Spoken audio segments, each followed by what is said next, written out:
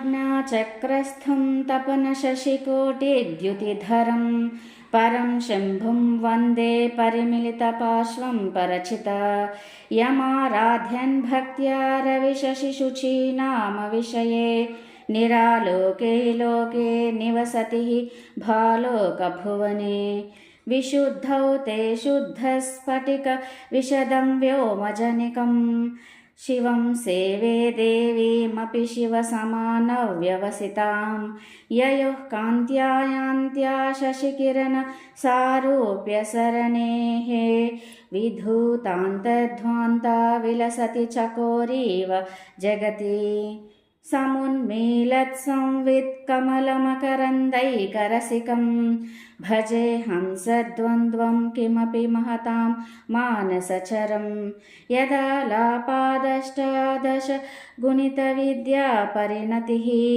यदा दत्ते दोषाद्गुणमखिलमद्भ्यः पय इव तव स्वाधिष्ठाने हुतवहमधिष्ठाय निरतं तमीडे संवर्तं जननि महतीं तां च समयां यदा लोके लोकान् दहति महति क्रोधकलिते दयाद्राया दृष्टिः शिशिरमुपचारं रचयति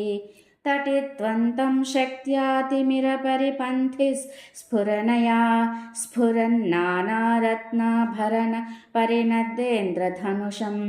तव श्यामं मेघं कमपि मणिपूरैकशरणं निषेवे वर्षन्तं हरमिहिरतप्तं त्रिभुवनं तवातारे मूले सहसमयया लास्य परया नवात्मानं मन्ये नवरसमहाताण्डवनटम् उभाभ्यामेताभ्यां मुदयविधिमुद्दिश्य दयया सनाताभ्यां जज्ञे जनकजननी मज्जगदिदम्।